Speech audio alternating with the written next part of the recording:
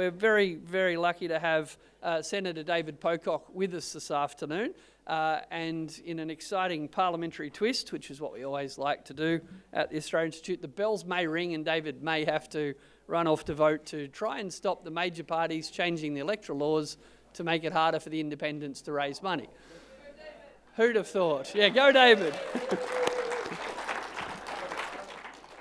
So very quick introduction. David's going to say a few words, and David and I are going to have a chat. You can text a question into the thing that people already know about. Is that right? It'll be up on the screen, how to do that. Good, good, good. But there will be, I expect, quite a few questions. I promise we won't get them through them all.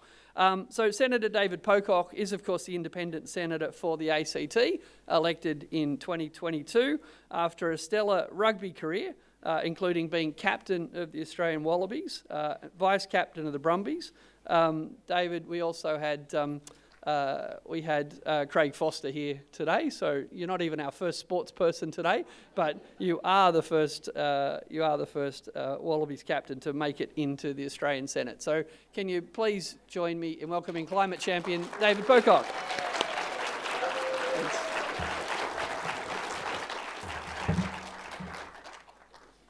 Thank you, Richard, and a quick thank you to the Australian Institute, Richard and the whole team for their tireless work. They really do make an impact on here, whether it was all their work with Cathy McGowan and Helen Haynes on the NAC to constantly, consistently keeping us focused on climate. So thank you very much, Richard.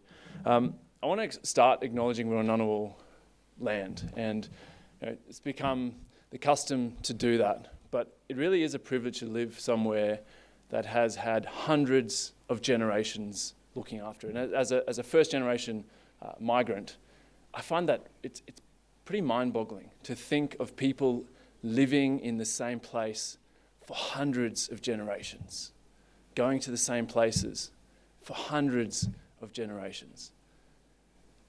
And I think we have so much to learn as we face these polycrises, and we're just being destroyed by short-term thinking and not actually placing ourselves in a larger context of being part of a human family. And one of the things that First Nations people on this continent developed was long-term thinking, making decisions with future generations in mind. How do we live now so that our children, our grandchildren will live? And one of the things I've seen in this place is that short-termism is killing us.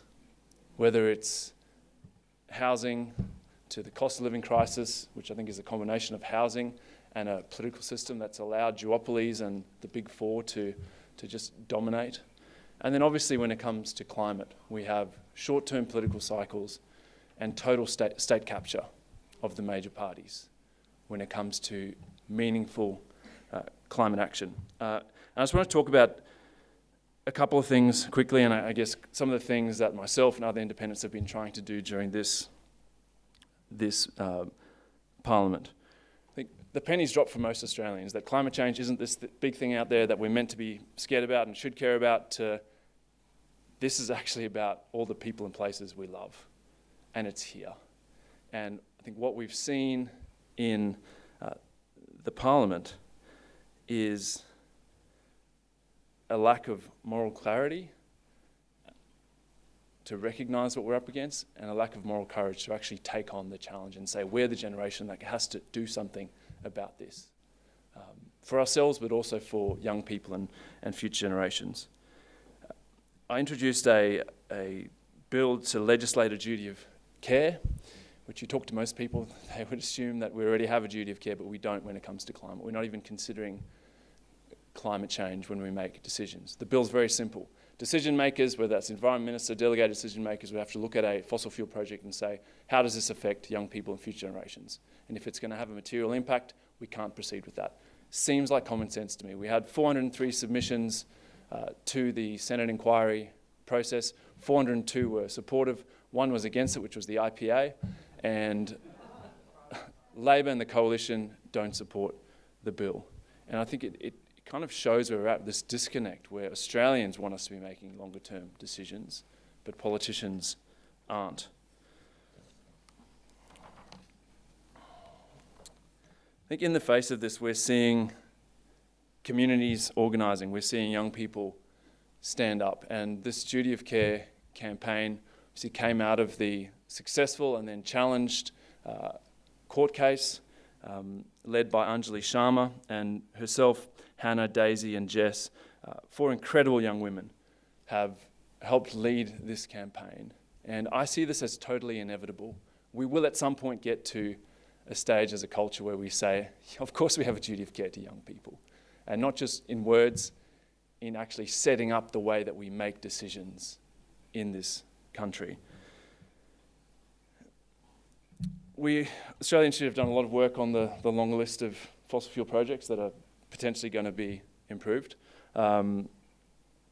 If we put them aside, we know that it's such a waste of time and money to continue to explore for new fossil fuel projects.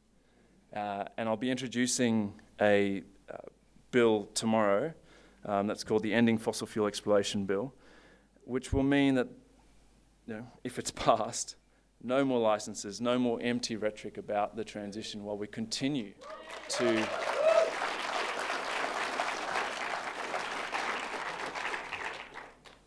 and I'm sure you'll hear fear-mongering from the major parties, but really this just brings us into line with what many leaders in the world are already doing. Countries like France, Spain, Ireland, even the EU's largest fossil fuel producer, Denmark, are doing this.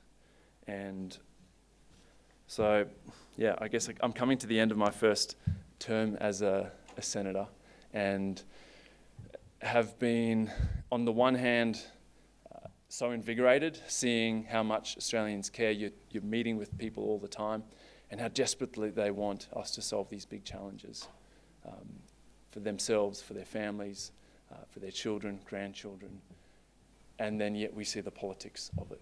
And again, short-termism, state capture, and a little bit biased, but as an independent, I really see the independents as playing an important part in trying to force the major parties back to making decisions that are good for people and not vested interests. So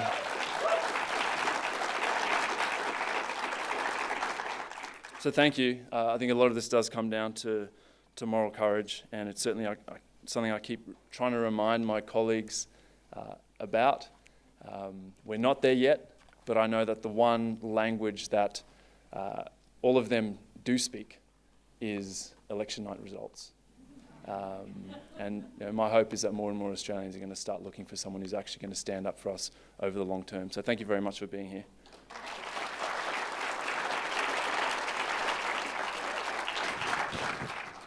Thanks so much, Dave. So that's an exciting announcement. I think that's hot off the presses about your bill for tomorrow. Yeah, we've been scrambling to get it drafted. There's apparently a chronic lack of drafters in this building. Excellent. Well, I think the government's got plenty. I say plenty. Scrambling, it's been being drafted for, I think, the last 7 months, but very slowly. I think a lot of people here would be surprised to learn, and because rightly they probably haven't thought about it, that right now, today in Australia, the Australian taxpayer is subsidising the oil industry to go look for new gas projects that couldn't even begin to supply gas for 15 or 20 years' time. Why do you think they're doing that? Why do they even need to be told to stop? I mean, probably the same reason that we have a government telling us that we have to continue to open up new gas projects because Japan desperately needs our gas. When Japan is now exporting more gas than we send to them. Like, we're being conned here, and I don't see how we're benefiting. I think last time I checked, the Norwegian Sovereign Wealth Fund was 2.7 trillion Australian dollars. What are we getting for our offshore gas? Basically nothing. Often absolutely nothing, yeah. So that is an exciting development. I look forward to seeing the debate on that bill. I can see some uncomfortable people on the other side of the debate. Yeah, that's absolutely, let's hope so. A lot of what we've talked about today is the need for people to feel they have power, even if they aren't a member of parliament, even if they're not the CEO of an oil company. you in the past, I mean, obviously you're a senator now speaking up for climate action, but you know, when you were Wallabies captain, you were signing the coal moratorium letter back in 2015, which was controversial and obviously getting arrested, locking on. What would you say to people who might be persuaded by the fossil fuel industry that there's no point trying to stop them? We've all got a role to play. Whether that's, I think we're incredibly lucky as a country to have compulsory voting, whether that's at the ballot, at the ballot box, or in your everyday life. I think a lot of Australians are realising that climate change is going to affect everything. All the people and places we love, the sports we love. And so what's the role of all of us? I think we often look back at previous generations that have gone through something tough or have won some fight, suffragettes, civil rights, all these things. Well, we've got a massive fight on our hands, and that's going to take everyone getting involved in whatever way they can. I think from direct action at Newcastle Port, right the way through to our workplaces. Some people here might have heard me say this before, but I often advise people that there's really only two ways to influence a politician, pain and the threat of pain.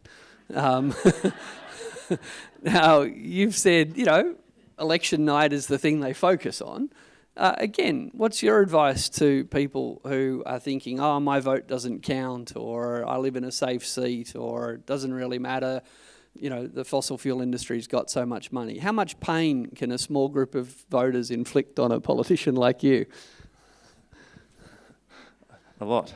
I think we've seen community groups across the country inspired by what happened in Indi, and that's spreading. So I think there's people getting involved in community-focused and driven politics, and then I think it's the many organisations that I'm sure people are represent here.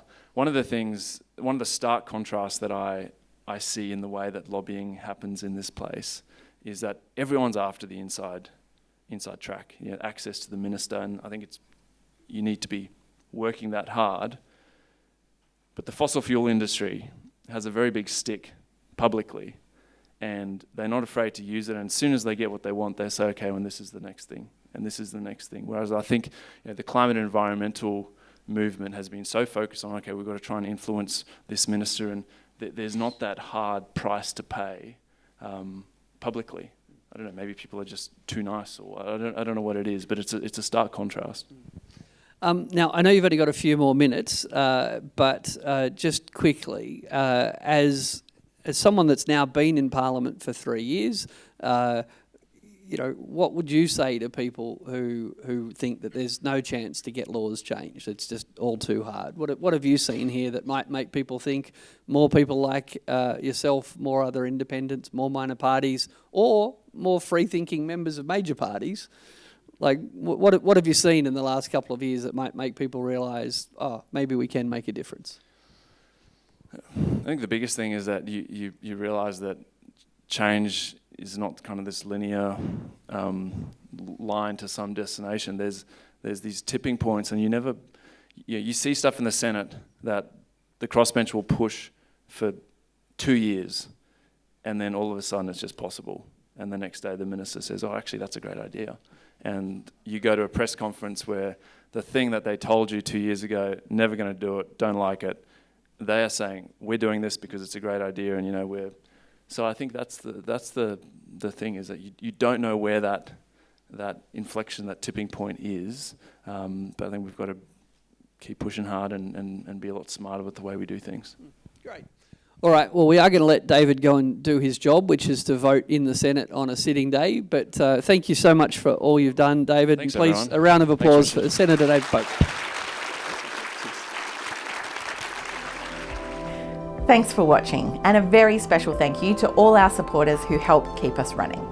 We're not funded by political parties or fossil fuel companies or government, but by people like you who know the importance of evidence-based research in shaping the critical decisions facing Australia.